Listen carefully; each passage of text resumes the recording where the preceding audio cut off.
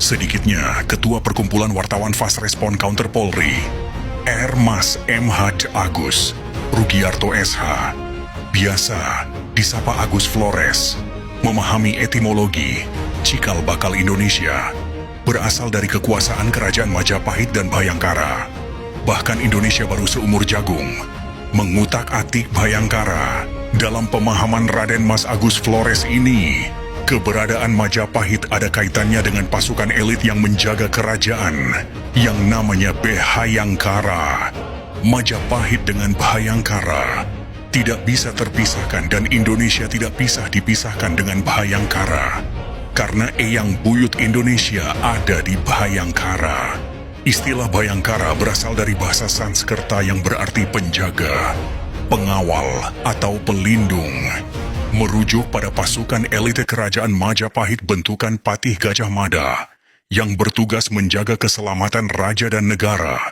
Merujuk pada pasukan elite kerajaan Majapahit bentukan Patih Gajah Mada yang bertugas menjaga keselamatan raja dan negara. Kini, Bhayangkara menjadi identitas dan sebutan bagi anggota Kepolisian Negara Republik Indonesia, Polri, yang bertugas melindungi, melayani, dan mengayomi masyarakat. Poin penting mengenai arti Bhayangkara. Asal-usul diambil dari pasukan elit Majapahit yang sangat tangguh dan setia menjaga Raja Jaya Negara. Makna etimologis berasal dari kata bahaya, bahaya takut, dan kara, pembuat penjaga, yang secara harfiah berarti pengawal yang melindungi dari bahaya. Karakteristik melambangkan keberanian, kekuatan, ketangguhan, dan kesetiaan. Penggunaan modern diadopsi sebagai nama Kepolisian Indonesia untuk meresapil semangat juang dalam menegakkan keamanan dan ketertiban masyarakat. Bagaimana bisa Indonesia tidak menghargai Eyang Buyutnya Bhayangkara dilawan? Bisa jadi dianggap durhaka. Agus Flores mengatakan sisilah munculnya Indonesia berasal dari Kerajaan Majapahit. Dengan rentetan perjalanan setelah runtuhnya Kerajaan Majapahit, dilanjutkan Kerajaan Demak, dilanjutkan Kerajaan Pajang, dilanjutkan Mataram Islam, dilanjutkan adanya pecahan dua kesultanan, yakni Kesultanan Surakarta dan Kesultanan Diningrat Yogyakarta.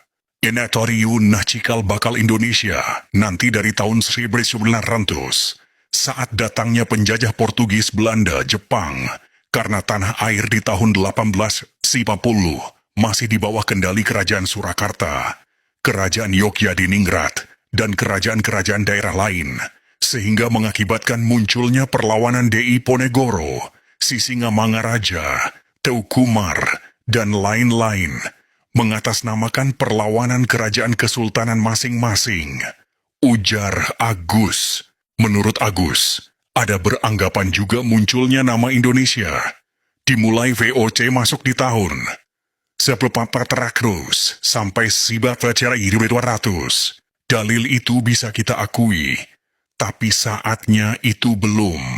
Ada nama Indonesia melainkan masih dikuasai Kerajaan Demak di bawah kekuasaan Raden Patah dan putranya, Adipati Unus, dan berurut kerajaan lain.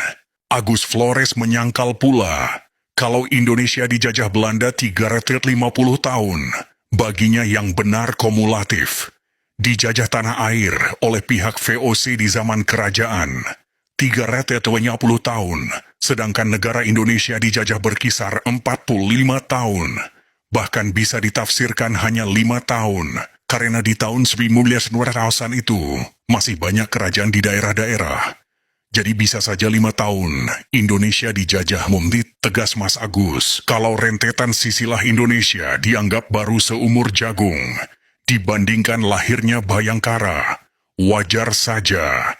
Saya katakan Indonesia durhaka ke Bhayangkara, ujar Trah Brawijaya ini.